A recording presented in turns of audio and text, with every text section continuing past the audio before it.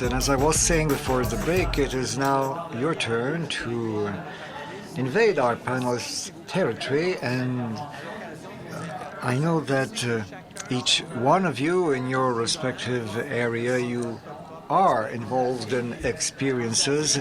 You have practical, concrete experiences to share. So we would invite you to please take advantage of the mics that will be traveling around the room. So please don't hesitate. Tell us what you're doing, because this is exactly what we are trying to do. We want to have some experience sharing with our panelists.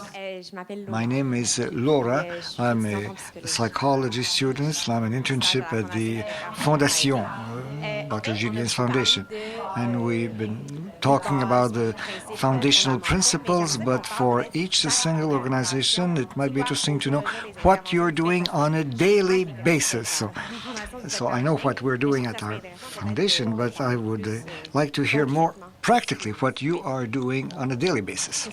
What we're doing at the Fondation, at both of our centers of social pediatric centers in Hochelaga and Côte-des-Neiges, well, the core of the model, the main door, what we're trying to emphasizing, it's the direction and orientation. When the way we are welcoming people, so welcoming, listening to, recognition, the non-judgmental approach, but all of this is done around a kitchen table, as we said. So this evaluation is done around the kitchen table in a kind of atmosphere that is more user-friendly, where all the people involved with the child, so we talk to the stakeholders, there's significant adults, the parents, but also the grandparents, the family, friends, the school, the youth center, the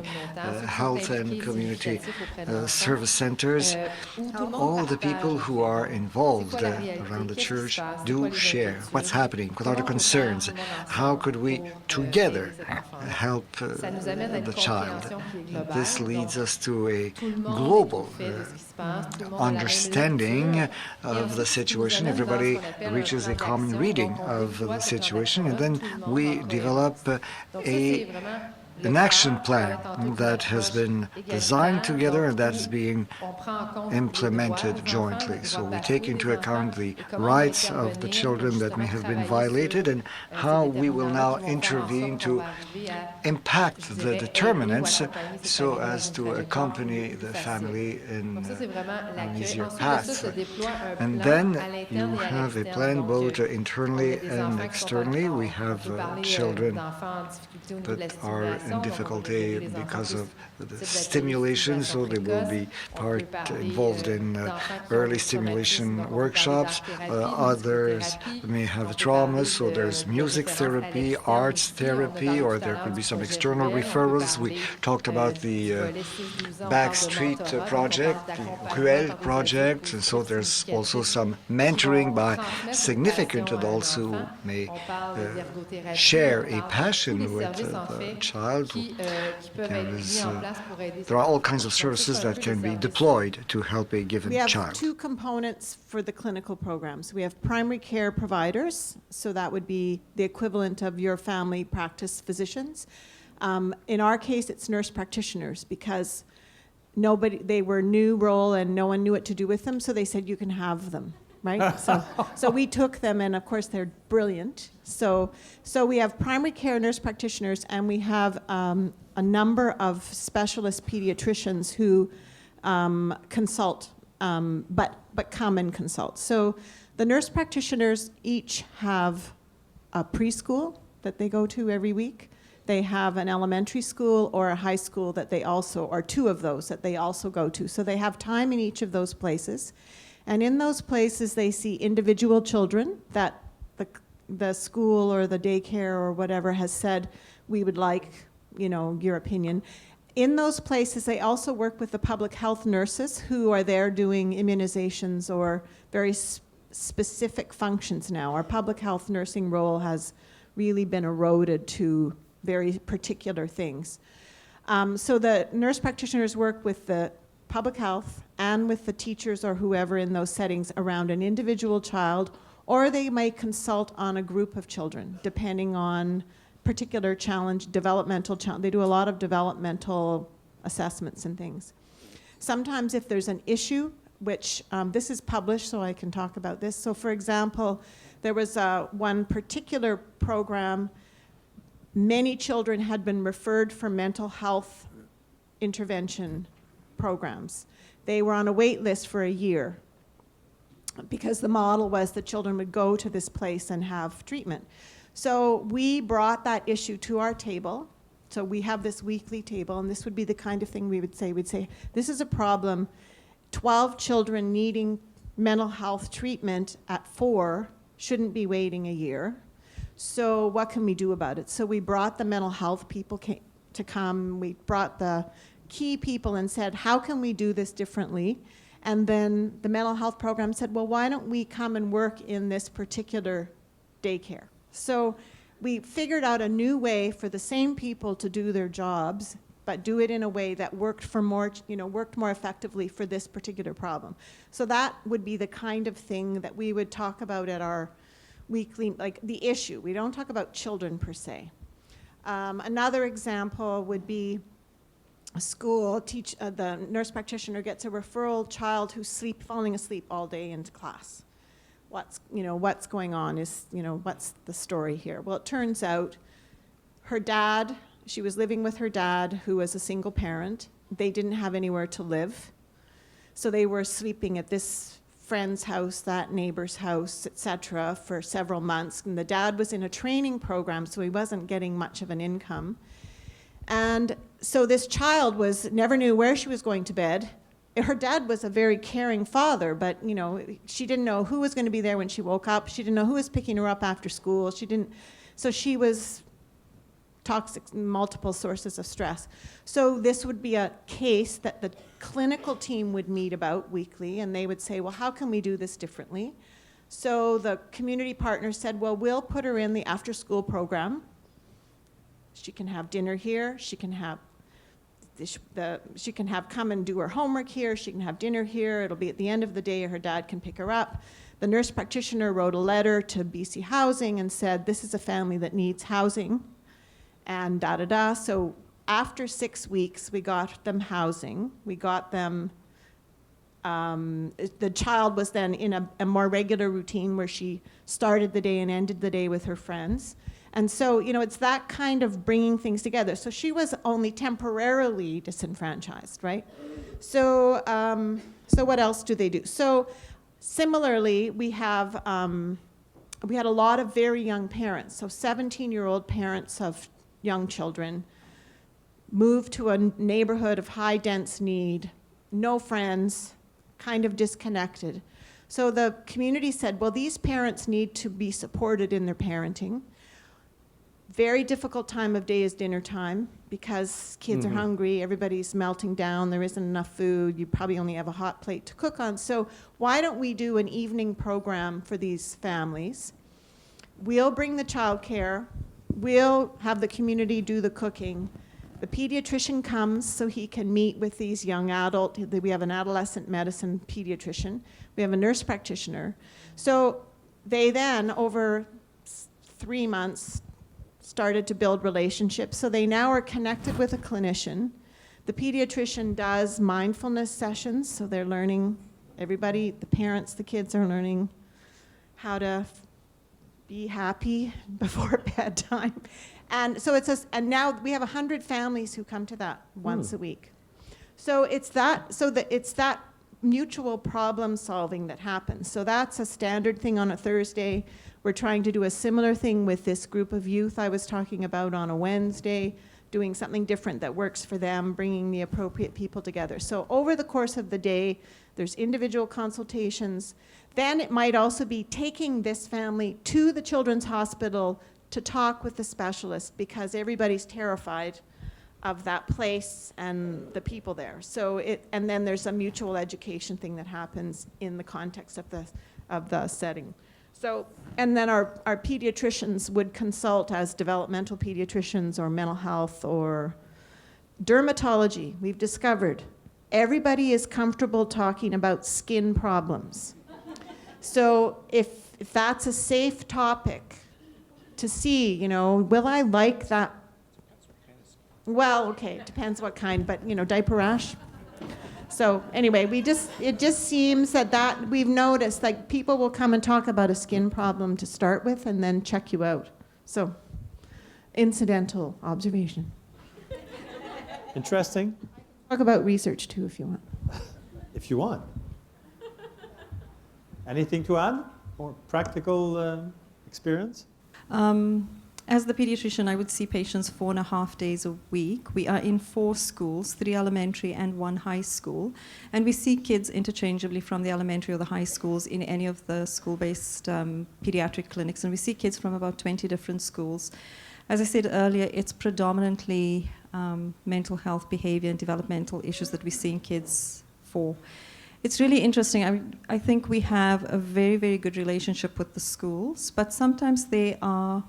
I certainly never know what the relationship of the parent is with the school, and my relationship with the kids and with the families are quite different.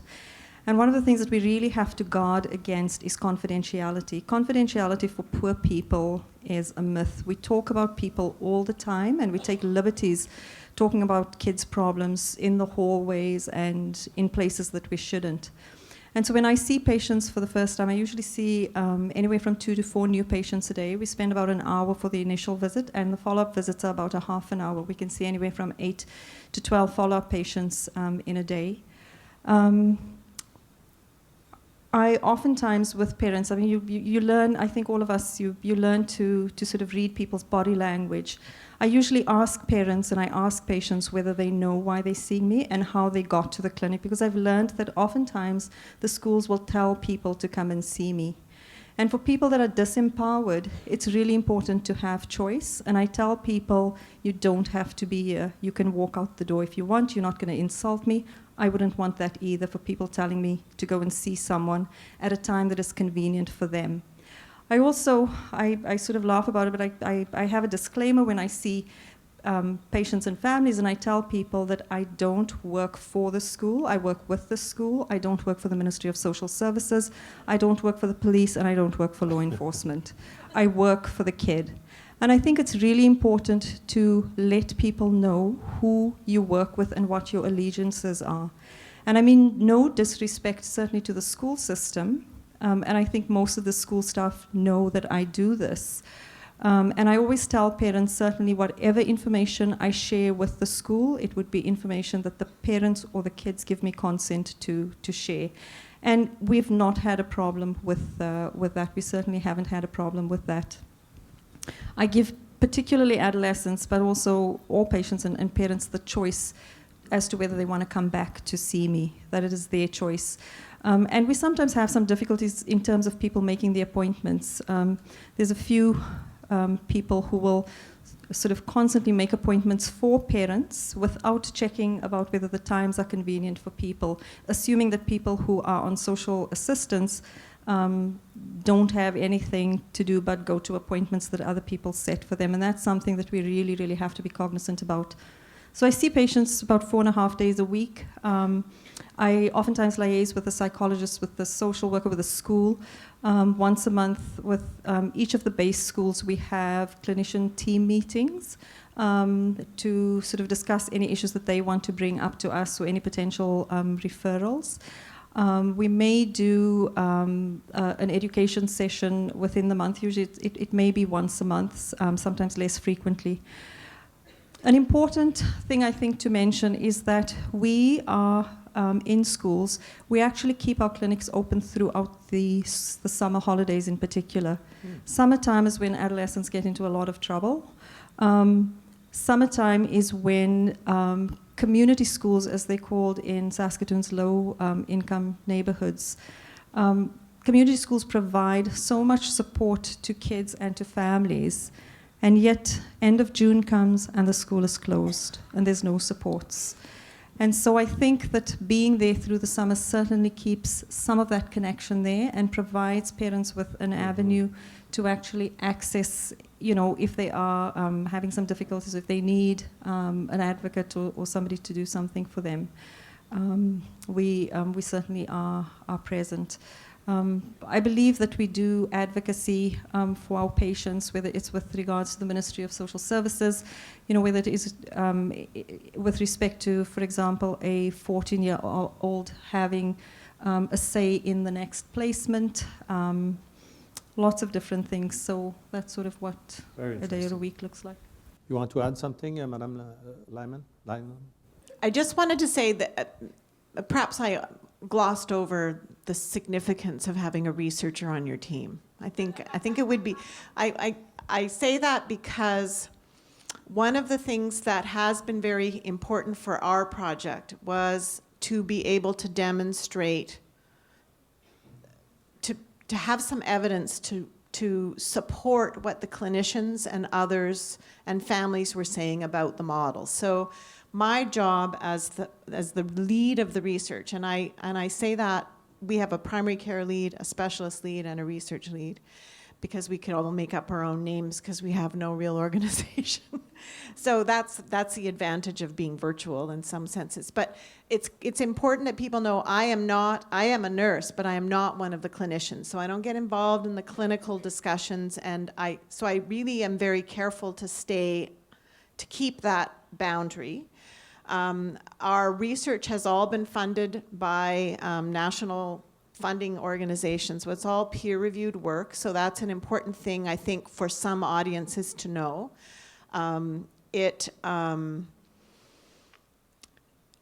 I think that probably my biggest contribution has been to try and use what the expertise, to learn from the expertise of others and put it into a forum that is valued by different audiences. So I remember, someone was asking me early, I remember the very first conversation we had with the head of the Department of Pediatrics about trying this model. He pulled out the Journal of Pediatrics editorial. There was an editorial written by the dean, either the dean of medicine at McGill or the head of the Department of Pediatrics at McGill, saying social pediatrics is something that we should be doing. So that worked to our advantage that someone wrote an editorial. And, you know, of course, in BC, we're so far behind in everything, right? Adele, if it was important in Quebec, it must be important in Vancouver. Anyway, so there is value. I get invited to meetings at times because they want me to share the research insights, which I hope that I do in some reasonable way. But there is some value in having that other perspective at your table, however that might look. But, you know, it is important also to be sure that the questions that are being asked are ones you actually want to know the answers to. Dr. Aling, vous voulez dire quelque chose? I'd like to answer that question because I'd like to extend an invitation to one or two, not 10 or 20 residents or students who might want to come to Rochester this summer.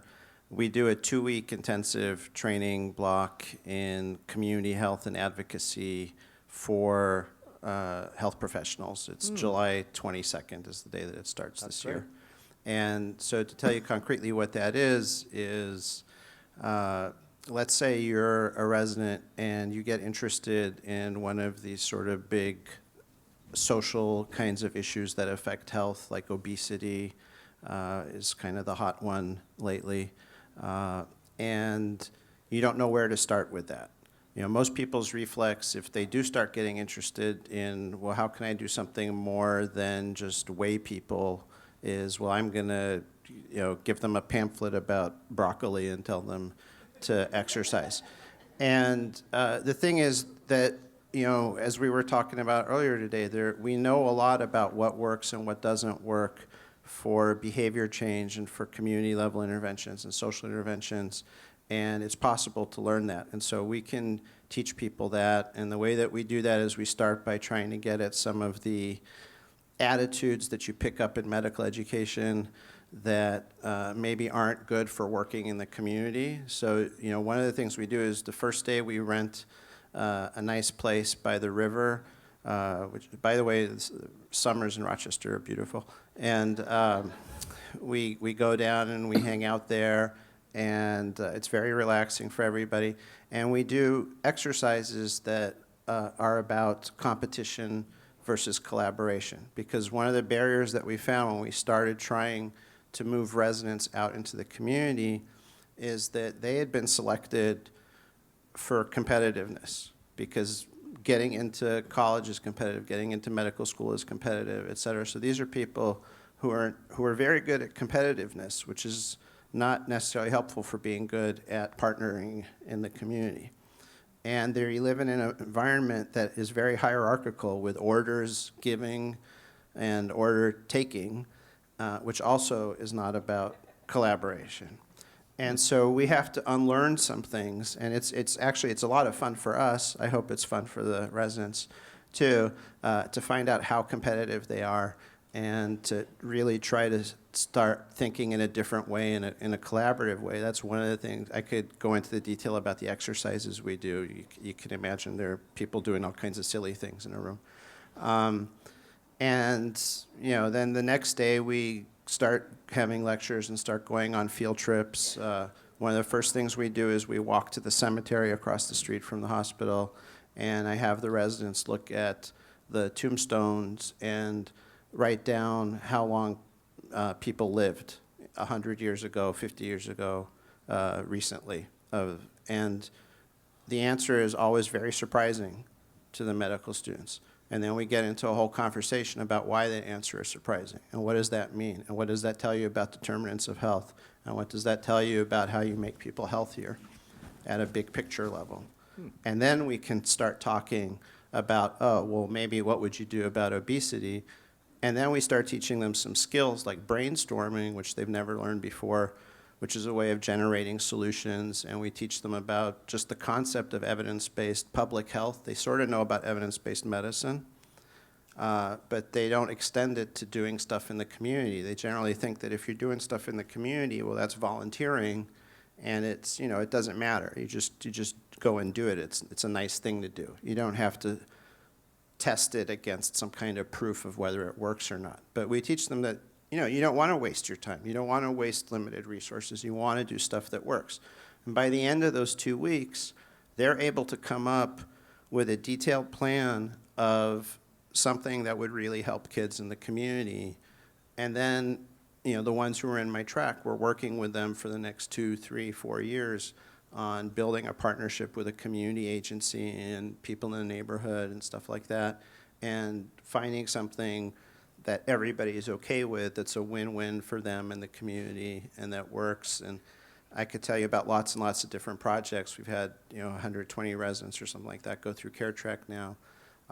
One of the projects that we have now that that I'm involved with at least a little bit is a thing called Cyclopedia, where there is a resident who a few years ago was struck by how the patients in the clinic seemed to have this cluster of problems all the time, of obesity and asthma and teen pregnancy and violence and trouble in school, sometimes all of those in the same person, and was wondering why he kept seeing this kind of stuff over and over again. And the medical model of, well, I'll do this for this one, and I'll give this medicine for that, and it wasn't addressing why all the patients seem to have all of this all the time. And he got very interested in a concept called nature deficit disorder, which is a framework for looking at this. And then the question was, well, what kind of intervention would you do to do something about that? And he came up with a youth development program that works around bicycling. And he takes the kids from the Boys and Girls Club out bicycling, and then they blog about it and take pictures and discuss things, and they get some exercise so we can document that we're improving fitness and that kind of stuff. But the real value is about the kinds of stuff we're talking about, social connectedness, and not just the relationship with the ride mentors, but that these are kids who live in a place that's incredibly historically rich, that is really quite beautiful, and yet all they see are horrible neighborhoods with bullet holes in the walls and syringes on the sidewalks. And if you walk around the block with them, they can tell you, oh, somebody died here and somebody died there. And we take them on these bicycle rides for, you know, a 20-minute bicycle ride. They go see a boat on the Erie Canal and down the Genesee River, and they've never seen that in their lives. And they live a few minutes away from it. And we take them on a ride down the river to the lake. They've never been to the lake, Ontario. And we take them to neighborhoods with beautiful architecture. They didn't know there were neighborhoods like that. And I could go on and on with just that one project. And so then the challenge longitudinally with those projects is how do you get people in the neighborhood organizations involved so it's sustainable, and how do you measure that they're doing something good, and then how do you tell people about it and get funding for it, et cetera, et cetera, et cetera, and eventually get enough things like that going on that you're starting to have an impact on health in the community. So that's sort of concretely what I spend my time doing. I'd like to know, what is it that you think you could do in your area to try to change the determinants of health permanently?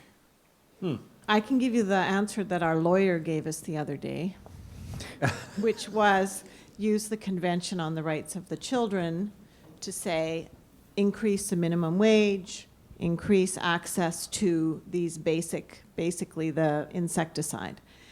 I would like to say in the interim, because I think that solution, we can work towards it, but it's a bit further off. I think for us as health professionals, as researchers, and in partnership with our community partners, is we can do two things. We can build the social infrastructure of these communities, because we know that part of it is the social alienation of individuals in impoverished neighborhoods. So it's helping the people in those neighborhoods have the tools and build positive relationships, not just the gang relationships that Resnick talks about for teens. Like, if he's deconstructed the gang leader as, you know, having all the attributes of a good leader, right?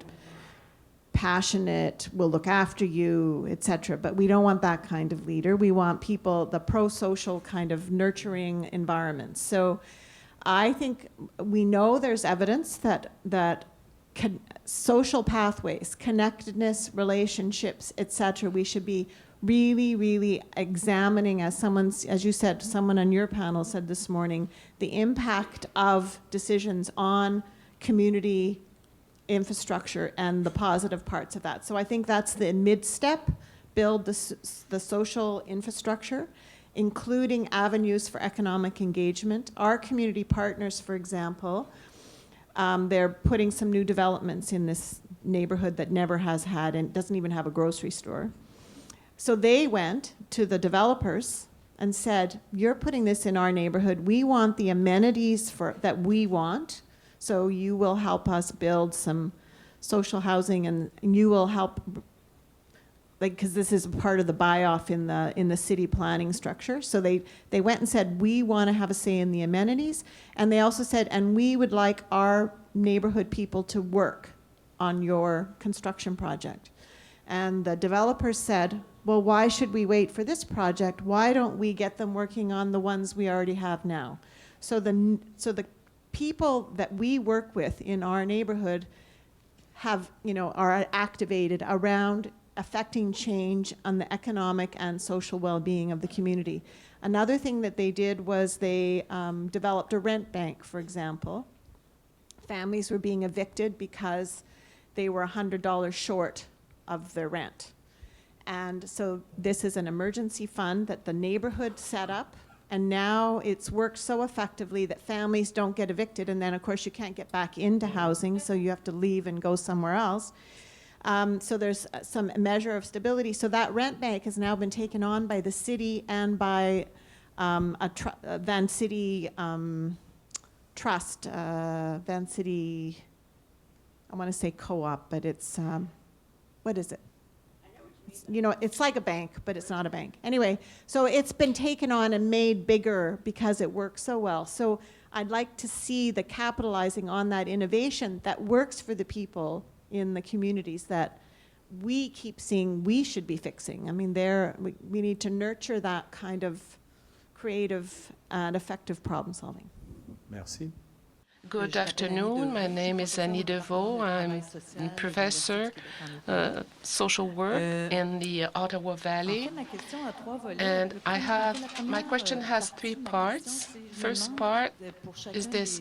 I wonder, and this is for each panelist, do you have criteria to enable you to choose the people you will help within your intervention programs? Because I asked the question because a criticism we often hear in the case of prevention program is that they focus on vulnerable people, and by choosing some members of the population and not having a universal approach, well, we are isolating even more the families we want to help.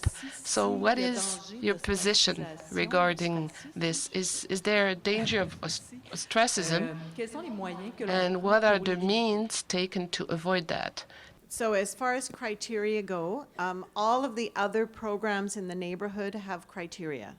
Like, you have to have 2 mental illnesses and no money and have been in jail or something like that. So our criteria are you have to live in the neighborhood, basically, or have a relationship with the neighborhood.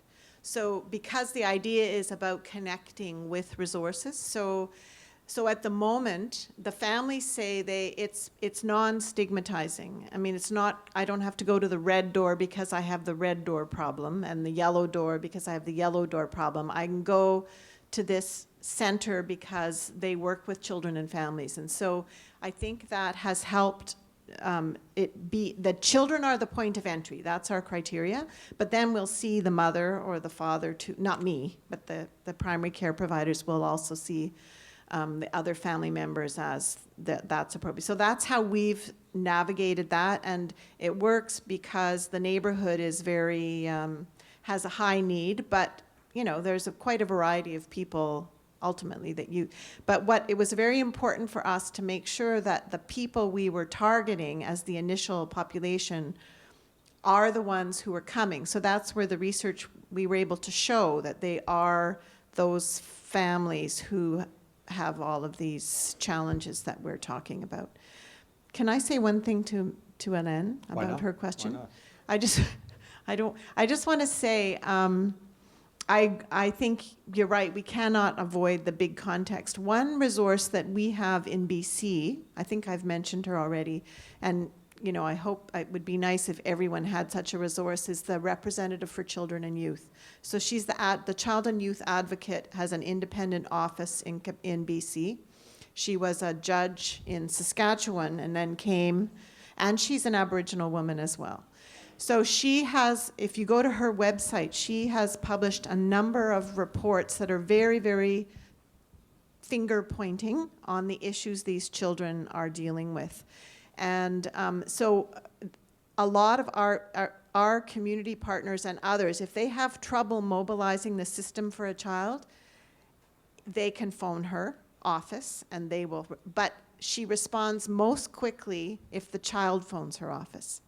So often the practitioner says, here's the number, call and say, my mom spent the rent, whatever, So, and they mobilize and they have the power to ask the system to respond. And it works, it works. Now, she's written these reports that say there's big problems in the system and they're not responding to all of them as quickly as we would like, but in an individual case, it works for those children. They have those numbers, give the numbers to everybody. So she is someone who really, really gets it, and her reports are very helpful if you're trying to, so for example, you made the observation about Aboriginal children. In BC, 4% of the population is Aboriginal. Most of the province has no treaty, right, Adele? So we're all on Aboriginal land mostly, but 4% of the population is Aboriginal. 70% of the children in care are Aboriginal. And after 15, now I'm making this number up, it's something like 50% of those children are in jail. So, so basically the message there is the state is not a good parent. So we need to, you're not surprised about that. But so there's very systemic issues that need to be worked through. I'd like to sort of just say something to your question. I agree with you, and I think justice is incredibly important in terms of violation of children's rights. We haven't been able to procure the right people to work with us. The right person left to go to BC. Her husband's actually the treaty commissioner in Saskatchewan right now. But it is a concern and it is a problem. We try to advocate, but I think legal presence would certainly make people more accountable, and I think it's absolutely necessary. And with regards to the foster care system in Saskatchewan, 70% of children in care are Aboriginal. There's a really interesting statistic for PTSD rates in children who go through the foster care system. It was a small study that was actually done in the United States. This was a little while ago, and they compared PTSD rates in returning war veterans from Vietnam and from Iraq, and compared that to the PTSD rates for children who go through the foster care system. And these were children who had spent a year in foster care. It was older, I think adolescents, about 14 years of age. And the PTSD rates for returning war vets from Vietnam was, I think it was about 12%. In Iraq, it was a little higher. It was about 15%. For children who go through the foster care system, it was 25%. What is PTSD?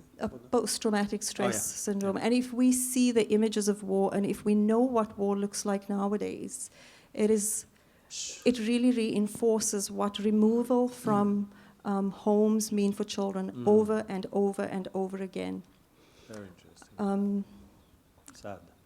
With regards to your question, I absolutely would support universal interventions for all children. I make no excuse that we provide access to care for children who come from families who reside in poverty. The disparities are there, they're growing, and that is the population of patients that we serve.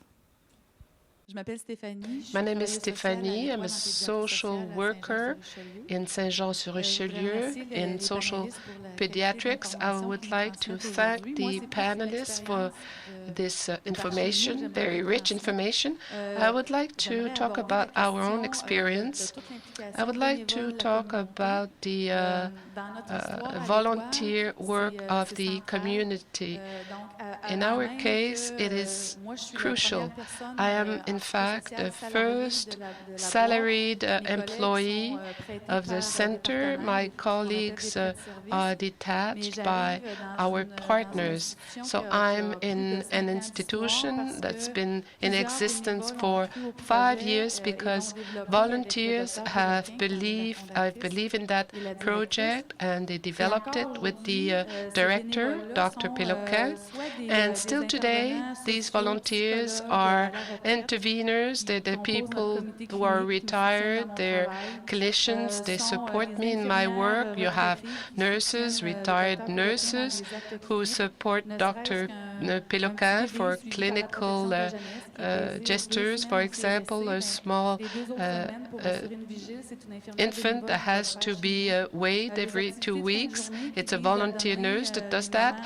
Also, we have interveners with children. We have retired teachers. All this to tell you that in all sectors of activity in our center, the volunteers are at the heart of what we do. So it's very strange to work with volunteers, with non-professional, but we work that way because we really want to be present for children. And if we can have that kind of mobilization in our community, I would like my colleagues to other regions to have the same situation children, because that's how a village takes care of its children. They also greet visitors. They can be my clinical supervisor. There's Marie-Jo, a nurse, retired nurse.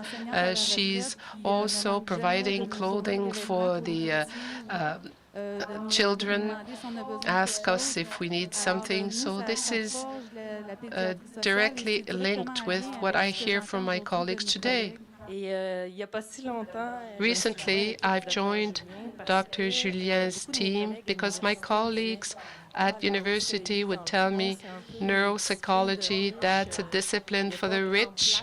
And you don't find any neuropsychologist in poorer neighborhoods. So that's why I decided to show that we can do something. We can help also underprivileged populations. But in other neighborhoods, richer neighborhoods, we found solutions to reduce children's stress. And I would like to be able to transfer those solutions in underprivileged areas. There are two orders. First of all, the use of technology to help children who have learning disabilities. Everybody has technology. We see iPads, iPhones, even in poorer areas. Most parents I meet come in my office with their iPhone. I was very surprised. But to give power to the children and to make them better at school. Another program we had on the South Shore, it was a sports program. It's very good for children who have ADHD problems, obesity problem. So we transferred many children. They were dyslexic children, 15 children. They would meet together twice a week with laptop, with vocal synthesis, and then they would play basket together afterwards. So stress was reduced. They have a better self-esteem. So we had many positive outcomes. Hello, I'm Shazine. I'm a first-year pediatrics resident in Toronto, and I wanted to say thank you to the panel for sharing your inspiration with people like myself who are early in my training. I think it's very difficult to listen to you and not feel inspired to do something. In Canada, all resident physicians and physicians in general are not just medical experts, but we are expected to be advocates. And what you're talking about is teaching advocacy. When it comes to doing something, often we're inspired to do something for rather than to do something with. And I wanted to hear all of your opinions about how do we teach residents and trainees about equal partnerships, not only at the beginning, but maintaining those equal partnerships throughout. Thank you. Alors, Dr. Métan wants to answer. Peut-être Dr. Rolling après. Oui. I would say the most important thing is that as physicians and as a pediatrician, we have to model the right behavior. I think I borrow a lot from developmental pediatrics in how we teach kids, and we expect our residents or our medical students, when we interview them, they should, on their resumes, on their CVs, they should have done volunteer work and do all these projects and initiatives that speaks to social accountability. And then we become residents and we become physicians or clinicians, and most of us probably stop. And I think we need to role model the behavior if we want to see it in our residents. Totally agree with that. And then what I would add is that in addition to knowledge that you should have about any issues, that you have the facts right, and you already have the right attitudes, you should have specific skills that could help you, and people should teach you some of those skills. So, they're really basic things like public speaking. If you want to do advocacy, this isn't something you're born with. It's something you can learn. And there are ways to help you to learn that. And the idea of medical teaching, of sort of throwing people in a room with a patient to learn stuff is not a very good model for learning how to do clinical stuff. It's also not a very good model for learning how to do advocacy stuff. And you can learn advocacy step by step. And more across the country, people are figuring out how to do that in the States, and there are more resources available online or et cetera for how to learn how to do that. But you should seek out role models, and you should seek out specific kinds of training opportunities to help build those skills. My name is Daphne, and I am currently training with Professor Adele Diamond at UBC. So in terms of background, I originally am from Malaysia, and I came to Canada 5 years ago, and I've been working with children and families for the past 8 years. And I think in terms of my work, I have come to appreciate that ethnically, it's very diverse. And I cannot help, and one thing that really struck me this morning was that Dr. Julianne said that, the social pediatrics model, it's a very global approach, but also that there's a very strong emphasis on the cultural and the spiritual background. And I think walking into this room, I cannot help but notice that demographically speaking, ethnically, ethnic minorities are just not represented here today. And I'm just wondering what we can do to engage practitioners and clinicians and social workers and doctors and researchers and students and, etc. But how do we engage these people to come out to meetings such as these? Because while it's important that they are working at the grassroots level, I think it's also very important to come out to meetings like these where we can exchange ideas and talk and network. Because at the end of the day, Canada is very diverse.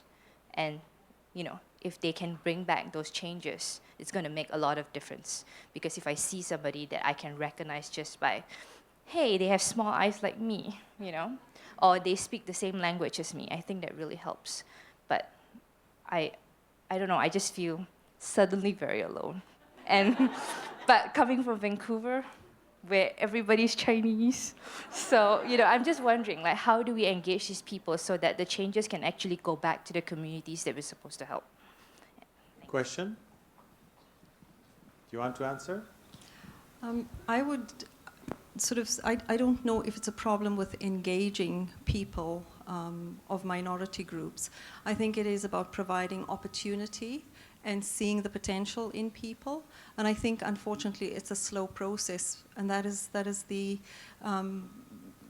what we experience. And I think one of the reasons why we are in the core neighborhoods in Saskatoon, I know on some level, and I think we've alluded to it earlier on, when we're talking about social exclusion, we talk about money as socially excluding people, but we have to look at race, culture, ethnicity, and I was really sort of happy to hear Dr. Alain saying that he took the medical students and the residents to the Science Center, and it was about racism. And I think when I am in the schools, one of the things that I provide for certainly the kids is a role model of someone who is not part of the dominant race, and I think we need to talk about that. And I think we need to address that not just with Indigenous populations, but we certainly have to look at the immigrant and refugee populations certainly coming into Canada, and how we engage people, how we provide opportunities to people to certainly become healthcare providers, educators, and then can participate in a meaningful way. And I think that there are many people who are doing that, but again, it is a slow process. I just want to acknowledge Shazeen can tell you that she has come to our table. And so for the table in Vancouver, it is a table that reflects the diversity of the community. So there's many faces and I'm the only one here because Shazeen went to Toronto. So I think you're right. There needs to be more people coming, but that is a piece of the commitment in the work that we're doing, and it's certainly reflected in how the community's initiatives take form, so that people are, for example, they give an early childhood education program for parents so the parents can work in the daycare. So there's a whole capacity building piece, but that, you know, people are taking on roles that, a variety of roles, but certainly from the clinical perspective, it's very diverse. And we even have a gender balance now. But Shazine can tell you what it's like to bring an idea to that table and then have it take form, because she left a legacy as a student that's continued. Alors, j'avais une question à cette table-là, oui. Yes, good afternoon. My name is Véronique Bélanger, and I work in a daycare center.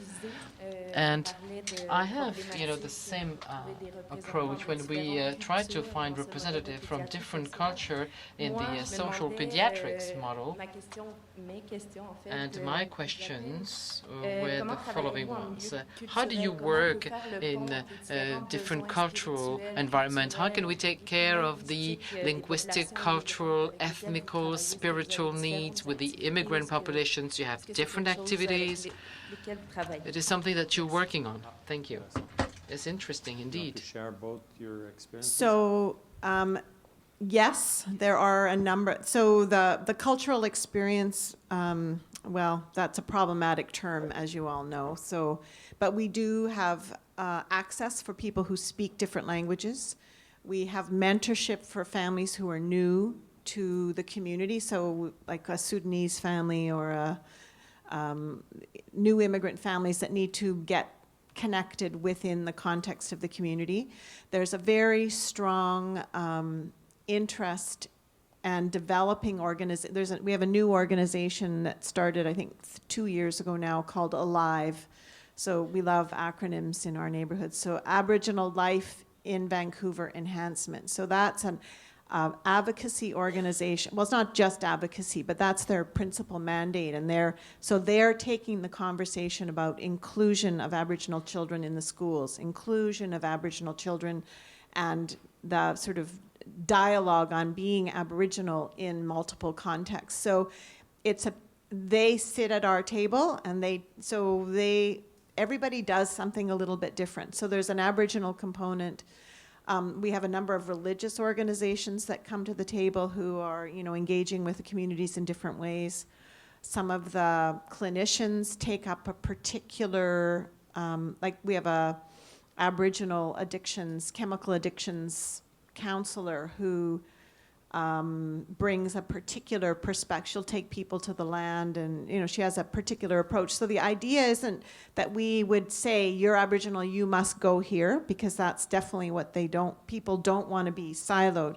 But it's like trying to do what Dr. Julien does. What does this child need? What will make this child, what's this person's dream, and how can we connect this person, this child, this parent to the most appropriate resources? So probably the one we do least, to my way of thinking, might be the spiritual connection, but I'm not sure.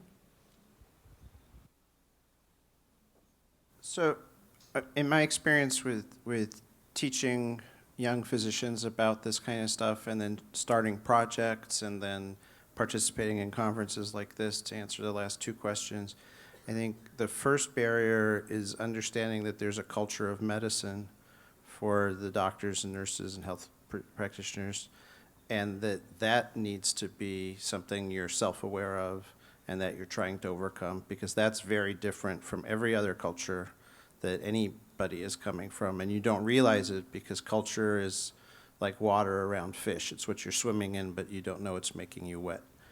And then in terms of, you know, what do you do about that?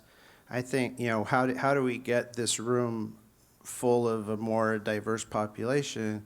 I think, you know, I've been sort of thinking about that sitting up here, that, you know, my snapshot experience working with Dr. Julien is that 10 or something years ago, he invited Jeff and me up here, and we talked to half a dozen doctors in a room in a university hospital And then like 5 years later, we got invited up to talk again about social pediatrics training, and we talked to a bunch more doctors in a university hospital. And then we got invited to come up here and talk about social pediatrics training this year, and we're talking in a much bigger room full of all kinds of people, not just doctors. And the way that in our own, so there's a progression happening there as, you know, there's progress being made, and it's one step at a time. And what we found in the stuff that we do, like we just had a part in organizing a statewide pediatric advocacy conference for New York State that we held in New York City a few months ago. And we were able to bring in a diverse group of people, of community partners, and where that came from is that grew organically from projects that we've been doing in all kinds of different communities for years. And so I think that if you just start whatever it is that you're doing with the right attitude, that eventually we'll all get to that place. I don't know that there's a good way to sort of force it top down to happen. I would just like to add that I absolutely agree with what was said. It's about respecting who other people are. There is no possible way that I am going to be culturally competent. I don't like that word, but competent in people's cultures or ethnicities in a meaningful way, given all the differences out there. But it's about respect, and it's about listening to people. And I think for people who work in social pediatrics and who work in community pediatrics and who is truly engaged, because we are within the communities, you start learning and you start seeing and you start educating yourself.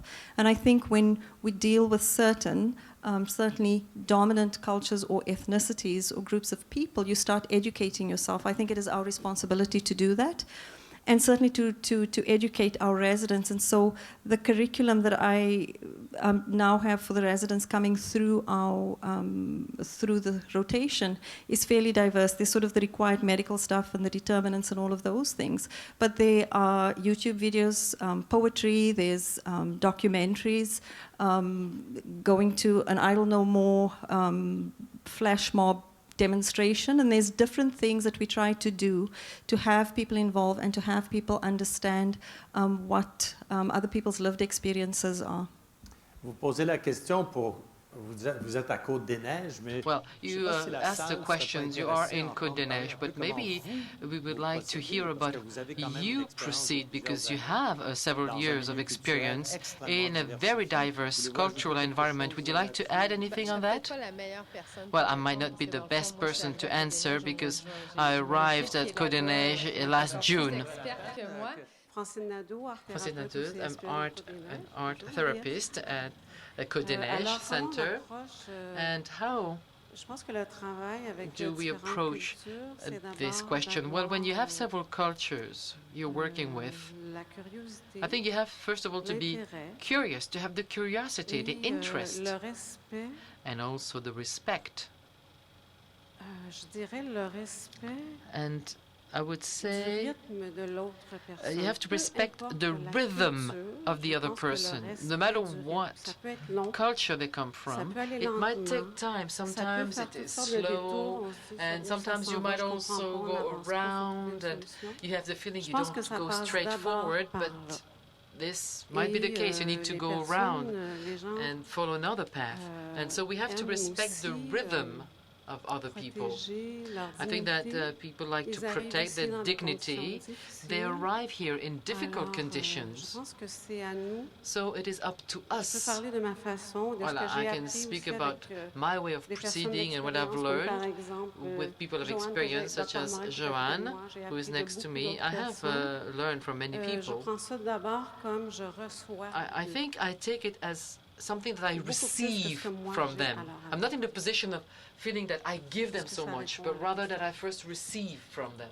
One of the things that's really important about the table that I've talked about is that it's the community table, and they call people on their stuff. So if there's a tendency for professionals to colonize spaces and make them their own, and the community pushes back and says, no, no, no, no, that's not the way it's going to work. So I think it's like it's important in however things are constituted to really live the balance, the horizontal recognition of expertise, and it's hard for professionals to hear that their way isn't the only way, and so that happens on a weekly basis. So people sort of come and sit around a circle.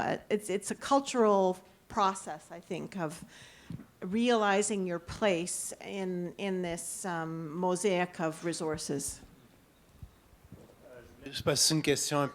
It is an important question, the cultural relevance and spiritual adequation.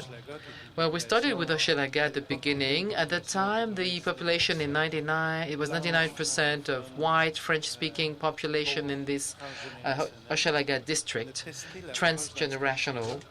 And we tested the approach in this area. And 10 years ago, we said, well, we have to do this with different cultures. So we went over the mountain to develop the CSPE, which has a population that is 80% multi-ethnic.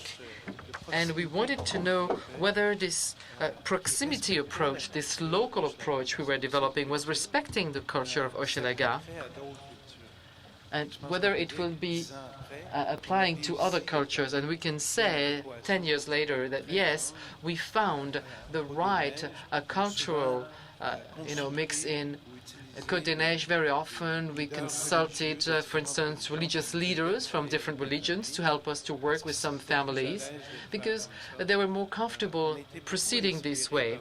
We also were inspired in social pediatrics through also Aboriginal medicine, the medicine wheel, for instance, from Aboriginal and First Nations.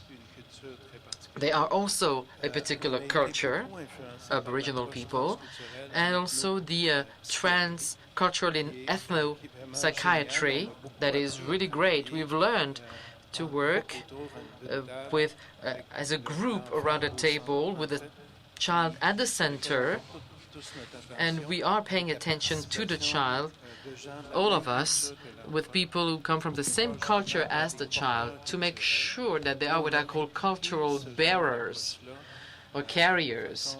And so we have repeated this approach several times at the Côte des Neiges Center. We have about 100 cultures difference in Côte des Neiges. When we do some clinics, there is not one child from the same culture. So we have developed some skills from a cultural point of view that are very powerful. And it also creates a lot of, in a way, membership or participation because we have a very respectful approach. We take the information, we listen to their values. We have a horizontal approach when they have as much to teach us, to show us, as we have to show them. And this is maybe a particular approach in social pediatrics. There is no, there's not many cultural diverse faces here. It's not surprising. It's not because we don't want. Well, we still have some diversity of cultures here. For those who are not born, we're not born in Canada. How many? Let's see, how many who were not born in Canada? Several. But we have to understand that in Quebec, Montreal was really the depository of immigration and of refugees as well, or asylum seekers for a long time. And there were very few movements toward other regions of Quebec. Quebec is bigger than Montreal, and the density of the multi-ethnic population is growing, and it starts also to grow in Sherbrooke in Quebec, but it's very recent. So right now we have representatives from all the regions of Quebec, and that explains why there are more white faces. But it's not because we don't want to have more diversity, but in social pediatrics, all cultures and all religions and all ethnic backgrounds are very welcome. For us, there is no difference. We're all human beings, and we have all the same concern about children. And this is why we are successful in Côte des Neiges. It's that we are concentrating on the children. And when we work with the families, when we are on the same wavelength, and then there is no difference of color, of religions that present an obstacle. I think it was important to underline that. Good afternoon. My name is Vedrana Petrovic. Well, I did not plan to take the floor today, however, to answer the question of the young woman who comes from BC. What's your name? Daphne. You're not the only one. You're not the only one. Well, I know, you have to hear me. It's not visible, but you have to hear me to understand that I come from here. I cannot get rid of my accent, even though I try hard. But concerning the Côte des Neiges Center, Francine said it rightly, and Dr. Julien as well, but what I'm learning is that you have to give time to people. When you come to a new country, it's a lot of stress. It's a whole adventure. It's not easy to change countries, even if you have some personal resources. So when we speak about vulnerable families, it's even 100 times harder if you don't have those financial resources, for instance. So the families, as Francine was saying, have to feel they're being respected at their own pace, their own rhythm, because we do learn a lot from them as well. I don't know who said that this morning. I think it was Dr. Julien who said that it's important that the nations speak to each other and learn from each other. And I think this is what is taking place in Côte des Neiges. So you have to accept the values of the other and to show that you're different, but you have as much worth and value. And we're going to work with what we have. Thank you. Thank you very much. Any other questions? Any other person who would like to ask questions? Yes, there is one here. Maybe I'd like to bring some more information. There is an educational sociologist who has used a beautiful comparison, allegory. He says that a child has to succeed the school instead of succeeding at school. In other words, for a child, very often to move into the school system, it's like immigrating. The child goes from one culture to another culture. And Antoine Baby, who is a sociologist, has just written an essay, and he had this crazy idea. I think he's 80 years old. And he's bringing us back to this story of how today we started from a school that we want to be a democratic school in the 60s to reach a situation today when you have a school that excludes children. So it's a whole reflection of about immigration. No matter where the child comes from, no matter what the language, the child in the school system is like an immigrant. Bonjour, je m'appelle Chandoir. Good afternoon. My name is Chandoir, and I am a trainee at the Dr. Julien's Foundation. I had a question concerning volunteering and volunteer work. Maybe it's not connected to culture, but of course, there is also volunteer work at international level. It might be interesting to hear, but over time, for instance, when you're starting being active in this field, have you seen any progress in the involvement of volunteers, even with the other members of the team, and the value that society also gives to the other members of the team? For instance, when you have a physician or a lawyer will earn less money in social pediatrics. I don't know, is there a change of values when we speak about the various paradigms or paradigms and how this has changed? For instance, what does how does society assess what is worth and how much it is worth? Have you seen some changes of value, or do you see that there is something that might change in the future? Well, I think for us, at our foundation, without the volunteers, we wouldn't be able to function. So volunteers really bring a direct support to children.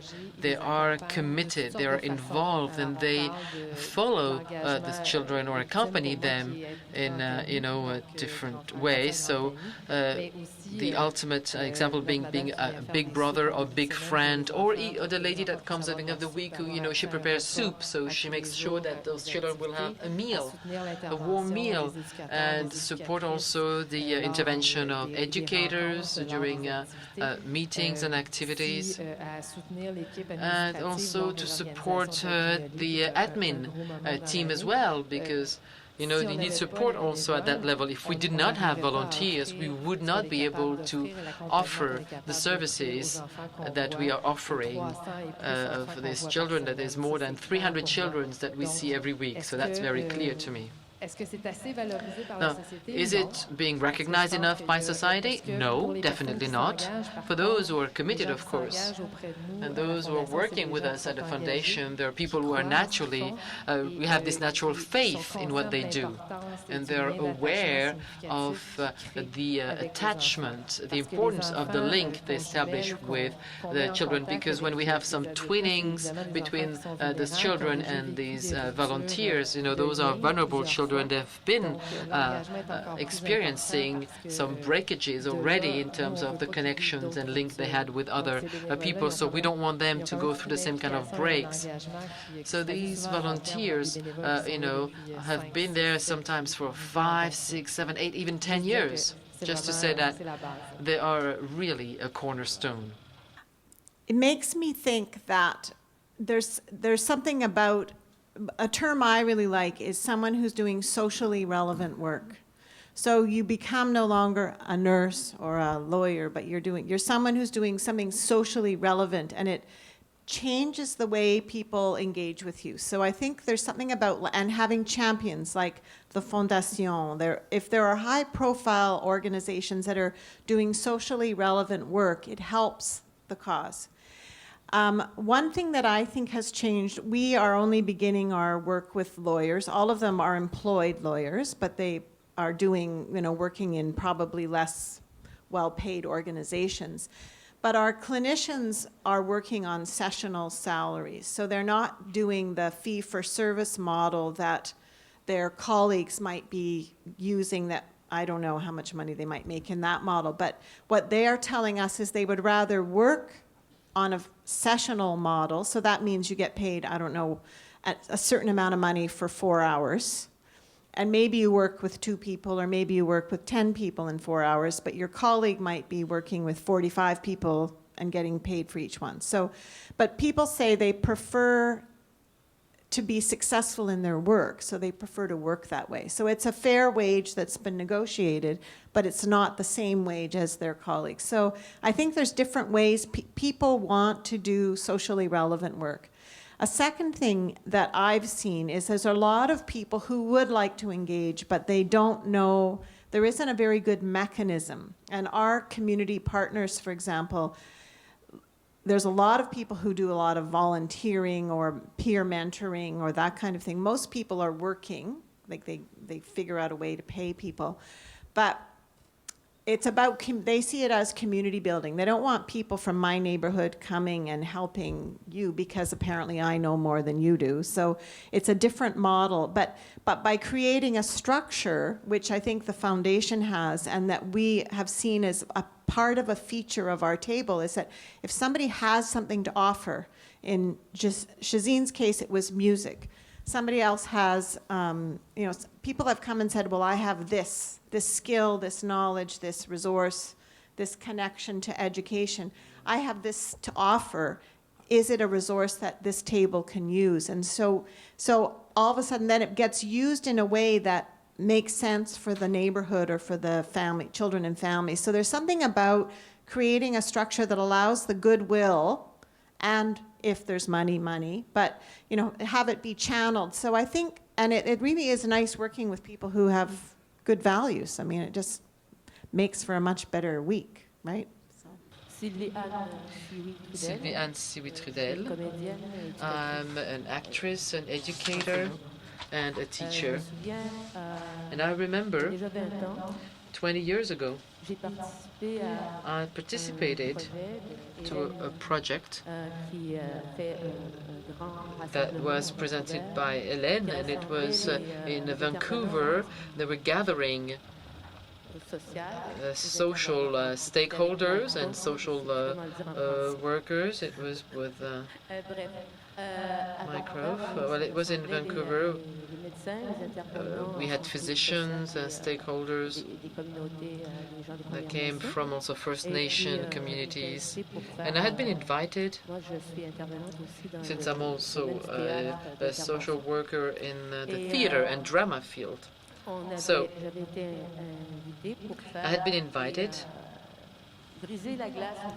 to, as an icebreaker in a way for a workshop in the morning. And the other workshops were a little bit jealous because people were very happy in the morning to have an example of a direct example of how stakeholders were working. And if I said, work is, I'm telling you all this because I was there, I had been paid, and I was happy. The work of a volunteer, well, I'm not against volunteering, but very often those are people also who are looking for a job who are volunteering. And the problem here is, well, I'm telling you this, to come to a question. When I heard that there were two generations, there was a new generation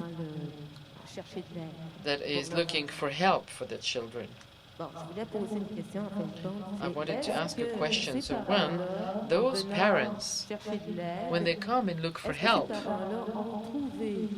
well, did they find a way of, having a job, or having some earnings, who lead them to be respected in society? When you're being paid, when you're being compensated, well, it feels good. I earned a certain amount, and I'm going to share that. And at that level already, there is some form of social recognition that takes place. Then, finally, those parents who come back, as we said, the second generation, well, did they find a job? Did they find an employment? So this is the comment I would like to make, and I just want to underline that there are several words that I'm going to remember. That is to get rid of the walls and the separation. In art we call this polyphony. In a stage direction, you have a polyphony of people who work with the director, who is, and not just him, but all the people who work also with the director, and we speak about polyphony.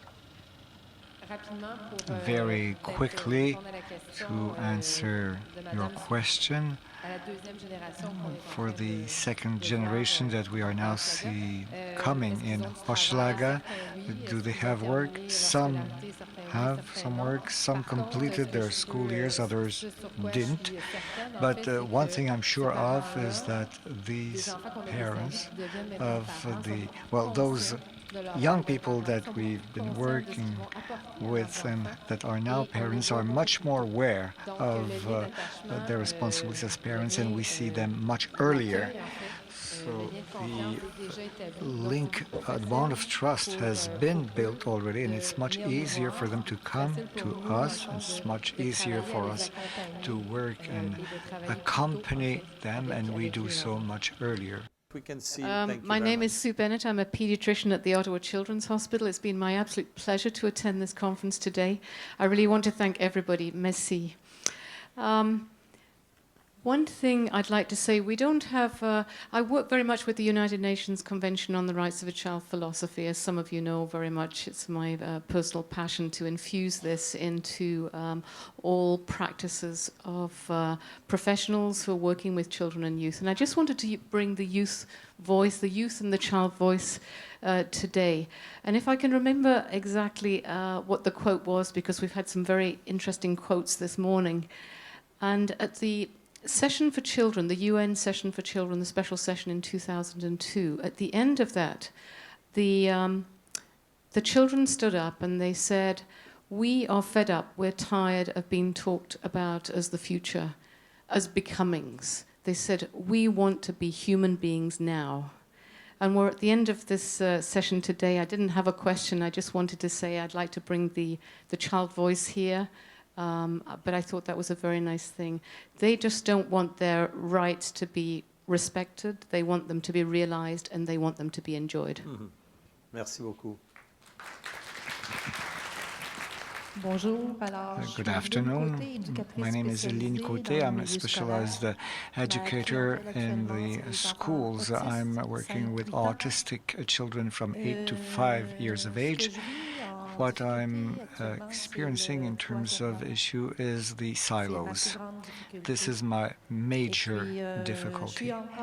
And I'm still surprised, Dr. Julien, I still have to explain what the Dr. Julien's Foundation is. I still have to explain to my colleagues who are teachers what social pediatrics is about. And I'm just across the river, so on the South Shore, we're 20 minutes by car. If there's not too much traffic, I don't have to swim, you know. I couldn't anyway. So there's a great deal of work to do. We have fine media. You're well covered in the media. As soon as you speak, someone is meeting with you, and we have all the information needed in the media. You have fine presentations. I don't understand what's happening. So I'm trying to explain every single time what social pediatrics and your work are about. It is a personal duty for me to be a torch carrier so that our children could benefit from it, and I simply will leave you with a memo that I saw in a hallway. If you dream alone, it remains a dream, but if we dream together, it just becomes possible. Well, welcome to the tube. I have to repeat this every single day of what social pediatrics is about, and I don't understand myself why it's not being understood, but apparently I need all kind of complex evaluations to make this clear. You know, sometimes the evolution has been evolving for a long time until Helen got angry and decided there would be one definition of it. But it's been a work in progress for a long time, so it built slowly, so the definition was being adjusted. Well, now it's been 1 year that we have a final definition, and now what it includes is the Convention of the Rights of Children. And my wish, and I won't be long, I know that you're a bit tired at this hour. The goal that we have is clear, it's ambitious, it's almost absurd, and it's a dream. It's to change society about the children. And we are on the right track. A pathway has been opened. It's not a highway yet, and I don't know when we'll get a highway, but the path is clear. It's been well trodden. There are 200 or 300 of us that are using it. And it leads a minister coming and spending a half a day with us, which is sort of exceptional. It brings many people from the population at large, because if this has been realized, it's because the people have always been there to say, we don't know what you're doing, but we know it's fine. It's all right. And that's a very good evaluation, because they feel the impact we have on the children and the impact that we have on several families. This is well known. That's our strength. That has kept us alive. And when we had a crisis, financial crisis 2 years ago, what made the government move is because the media and the people at large said it doesn't make sense. It has to go on. So it will go on until the next crisis, because there is no perennity guaranteed for what we're doing. But our main goal, and I'm quite happy with the day we've had because we've heard all kinds of quotes and testimonials and experiences from various places, and all these people want to change society as we are trying to do, and the more of us there are, the stronger we are. All of a sudden we are invited to Glasgow with Lucie last fall to talk about the Montreal model, as they were calling it, and so we were saying that it's not a Montreal model, it's a Canada and US model. We have friends in the States, and we also have friends in Europe. So there is a kind of a trend that is developing. So it's not that serious when they say we don't know what they're doing, because we know what we're doing. That's what's important.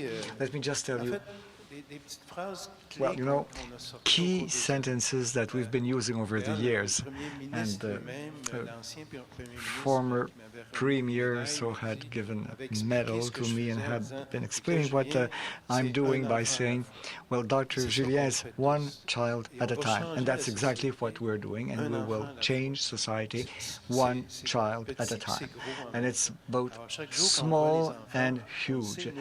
Every day as we see the children, we see them changing, and we know that we're constantly changing the children, and we see them, 300-400 of them every week. So 300-400 children that we're changing one at a time. They are successful, and there's also the impact we have on the students in medicine, law, social work, and education who are getting involved with us and who will also take part in this change of the society. And there is one phrase that we're using every single year, so it's providing a child for life, equipping a child for life. So this is a social capital, and it's adding up, and it becomes exponential. And we have to see it like that, through key phrases that say what we are doing. There's also this foundational principle that we've mentioning quickly this morning. So you want to teach the person how to fish rather than give a fish. It's the whole notion of empowerment. We can help them, giving them food and clothes. I have boxes of scarves, so I give one to every child I meet, so the grandmothers have knitted them for that. That's fine, but they will lose them tomorrow. But we were also giving courses to the children so that they learn how to knit. So that's what's important, that they get to learn how to knit. So what I'm saying may look simple, but that's exactly how we change those perspectives and paradigms. Let me give you an example of my own evolution to conclude in terms of prevention and how we can mitigate the toxic stresses. When I was a young pediatrician, I was happy to tell the children, so next time you see a doctor for a throat ache, you'll ask him to have a culture because you don't want to get antibiotics for nothing. And so 9 times out of 10, the child won't need an antibiotics. So I was tooling a parent to take some power. How can I tell the physician so he will throw me out of the office? No, tell him that's Dr. Julien who told that. And if he's not doing that, he's not a good practitioner. But many people did it. And it's how it started to reduce the number of medication and the toxic, both medications and stresses. And another interesting example that Julie and myself went to a parents' meeting. So in a school that was, filled with mold. And so the school district had invited engineers and all kinds of people were there to explain to the parents that everything was under control. But several of our parents did not believe that. And we're quite proud because we stayed in the back, as I tried to do today, but Jean-François just kept inviting me. But we saw parents of ours whom we know that we would never have imagined going to a mic to say exactly what we would have said. We didn't need to say it. The parents challenged the school district and asked them, tell us the truth. Our children are ill. So we were quite proud. We had succeeded the empowerment of various families who are taking hold of their own situations. There are 3 schools in our neighborhood that are closed because of the mold. Half of the staff are ill, the children are ill. Now they're moving them, so they're moving them from school that's they claim to be safe, and they're just as ill. So there are 1,000 children that will lose for a problem that should be easily solved. So now they say that they will rebuild the school. We don't know when they will do that. They don't have money for that. So it's a dramatic situation, but now the parents are taking charge of the issue. So we are there just as a backup. We are involved. So we were asking ourselves, so should we be involved? No, it's the parents first. If they invite me, I'll go and walk with them. But they will be doing the job, and they can do it. They're empowered to do it. That's the way it works, and we will be challenging the government, and we'll say, well, it just doesn't hold. If we had a representative or an ombudsman for the children, as they have in Vancouver or Saskatoon or in England, we could speak with much more strength. It's something that we are, well, dreaming of. So we could reduce toxic stresses in this way by tooling the parents, by tooling the children. And Hélène developed law courses for the children about their rights. And they have children committees talking about their rights. We tool them to empower them to defend their own rights. We won't have to do it for them. So another major question that was highlighted today, the last thing, we've been talking about equity a great deal in social pediatrics. We are aiming at equity, and it doesn't mean eradicating poverty. That's impossible. So the gaps are there. They're increasing. They might increase some more, but if we could at least provide some equitable tooling for the children, we would at least have gotten a major outcome. So we don't want to work on poverty, but on equity. That's a major principle for us in social pediatrics. I just wanted to thank Jean-François for fantastic facilitation.